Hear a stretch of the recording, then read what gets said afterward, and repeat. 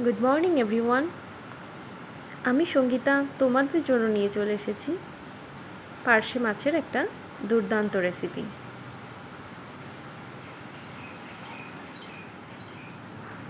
চটজলদি এবং ভীষণ টেস্টি রান্না মানেই কিন্তু সঙ্গীতার টিপস তোমাদের ফলো করতেই হবে। সো প্রথমেই মাছে লবণ হলুদ মাখিয়ে নিয়েছি। এবার মাছটাকে সুন্দর করে ডিপ ফ্রাই করে নেব।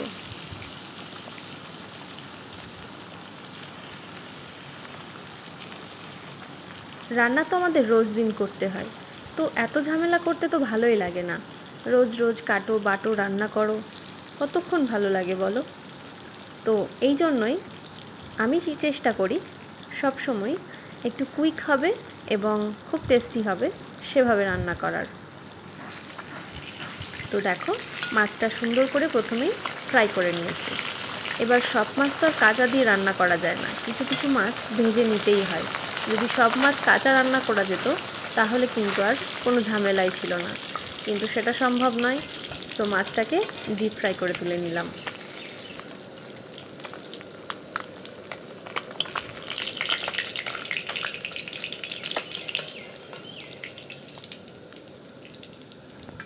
ব্যাস, মাছ ভাজা কমপ্লিট। তোমাদেরকে দেখিয়ে দেব। আমি নিয়ে নিয়েছি পেঁয়াজ আর একটা গোটা টমেটো, একদম ছোট করে কুচি করে নিয়েছি। পেঁয়াজটাও অবশ্য কুচিয়েই নিয়েছি। তো একটা পেস্ট তো বানাতেই হবে, তার জন্য কয়েক টুকরো রসুন, কাঁচা লঙ্কা, সর্ষে আর পোস্ত, ব্যাস এটা হলেই আমাদের মশলা রেডি। সবটাকে একসাথে মিক্সিতে একটা সুন্দর পেস্ট বানিয়ে নেব। কড়াইয়ের মধ্যে দিয়ে দেবো অল্প একটু কালো জিরে ফোড়ন আর একটা শুকনো লঙ্কা। এবার পেঁয়াজটাকে দিয়ে সুন্দর করে ভেজে নেব। পেঁয়াজটা যখন সুন্দর ভাজা হয়ে যাবে আর লাল হয়ে আসবে, তখন এর মধ্যে কিন্তু দিয়ে দেব কেটে রাখা টমেটোটা। যাই হোক, তোমাদেরকে বলে রাখি, যে কোনো রান্নাতে তোমরা যদি টমেটো ব্যবহার করো তাহলে সেটা গরম তেলের মধ্যে বা পেঁয়াজ ভাজার পর ওই গরম তেলের মধ্যেই দিয়ে দেবে, কারণ পেঁয়াজের সাথে সাথে টমেটোটা ভাজা হয়ে যাবে এবং সেই তরকারি বা ঝোলের কিন্তু কালারটা খুবই সুন্দর আসবে। অনেক ক্ষেত্রে কি হয়, কাশ্মীরি লঙ্কা ইউজ করা হয়, সেক্ষেত্রে কাশ্মীরি লঙ্কা ইউজ না করলেও টমেটো দিলে সুন্দর একটা কালার আসে।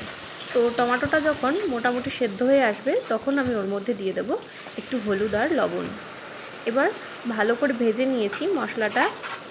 তো এর মধ্যে দিয়ে দেব বেটে রাখা যে পেস্ট, সর্ষে পোস্ত আর কাঁচা লঙ্কা, দু এক কোয়া রসুন দিয়ে বানিয়েছিলাম, সেই পেস্টটা আমি এর মধ্যে ঢেলে ভালো করে একটু কষিয়ে নেব। এই 5 মিনিট মতো কষিয়ে নেওয়ার পর আমি ওর মধ্যে ভেজে রাখা মাছটা দিয়ে জল দিয়ে দেব। এবার বেশ খানিকক্ষণ একটু নাড়িয়ে চাড়িয়ে সব মাছটাকে মশলার মধ্যে মিশিয়ে ঢেকে রাখবো 5 থেকে 10 মিনিট মতো।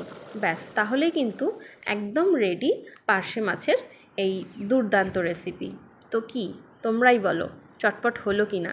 দেখতে যতটা চটপট মনে হচ্ছে ঠিক ততটা চটপটও নয়, তবে শিওর 15 মিনিটের মধ্যে রান্না কিন্তু কমপ্লিট হয়ে যাবে। যাই হোক, তোমরা কিন্তু অবশ্যই ট্রাই করো। অবশ্যই আমাকে কমেন্ট করে জানিও যে তোমাদের রেসিপিটা কেমন লাগলো।